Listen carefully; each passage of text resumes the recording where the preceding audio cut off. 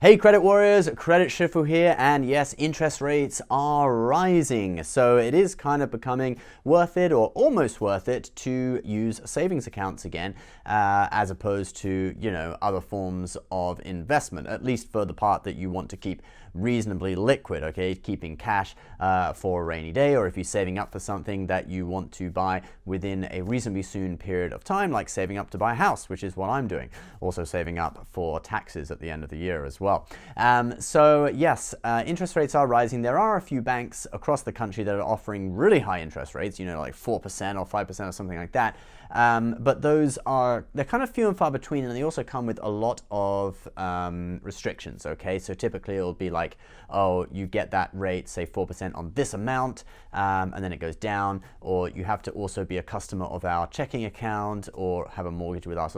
There's a lot of restrictions. So we're going to look at a list of savings accounts that are kind of open basically to everyone, do not have such harsh restrictions, and are obviously all FDIC insured. Some on this list will be money market accounts. If you're wondering the difference between a money market and a savings account, basically money market accounts, they typically give you slightly better access to your money. They will often offer a debit card. Savings accounts won't give you a debit card.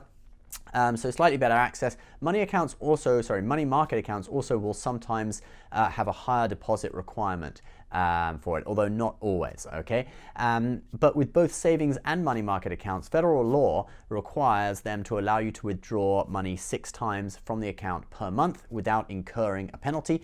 So for both savings and money market accounts, after 6 times, if you want to withdraw more, usually there will be a fee. With my savings account at Chase, there's a $5 fee for any withdrawal over 6 times per month. I think with money market accounts, the fee is sometimes higher though as well, because they do give you better access and higher rates. Okay, so now we've said the difference between a money market and a savings account, let's start having a look at this list of accounts. So the highest interest rate offered by accounts that meet the criteria we are looking at is All America Bank with 2.5% on deposits of up to $50,000 on their money market account, okay? So that's obviously a fantastic interest rate. It's a reasonably high amount of money that you can deposit with them. After $50,000, it goes down to 0.5%. So, that's not really worth it. That's worse than some checking accounts, right? So it's only really $50,000 you'd want to put in there. But for most people, I think $50,000 in liquid assets, cash, would be satisfactory, okay? Because money over that, you might want to put in long-term savings, buy bonds, buy stocks, all that kind of stuff, okay? So probably $50,000, okay? It's worth pointing out though, All America Bank does have a 3% checking account, but it's only 3% on up to $10,000. So, it's not as good as the savings account because that's up to $50,000.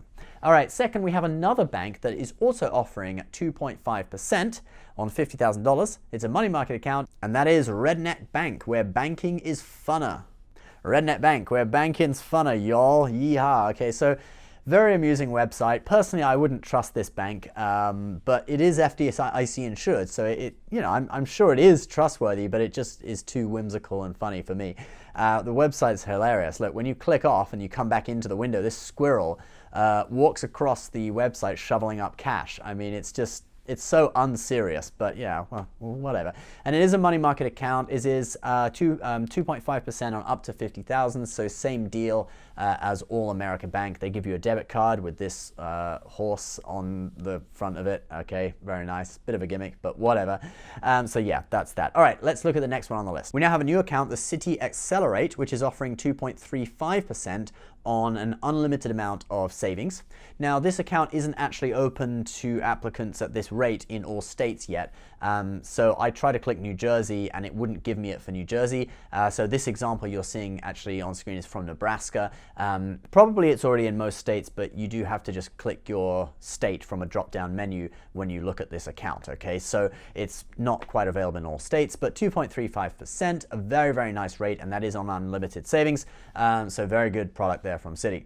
Next, we have Marcus from Goldman Sachs at 2.25%. Now, Marcus is Goldman Sachs' online savings account. Their sort of first inroad into consumer banking. Goldman Sachs regularly, they're more of an investment bank. Yep, 2.25%, 2.25%, so a great rate, and they've got this little calculator thing on their site. I think they allow a maximum deposit of $1 million, or just under $1 million. So you can work it out. I mean, it's pretty easy math anyway, but there's for $9,999. That's how much interest you would earn.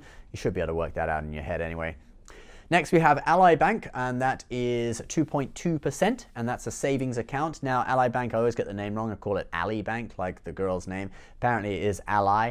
To be honest, I don't really care. I'm still going to say Ally. Anyway, yeah, they're offering 2.2%, and throughout the last year or two, they've been one of the sort of pioneers of pushing their interest rate higher.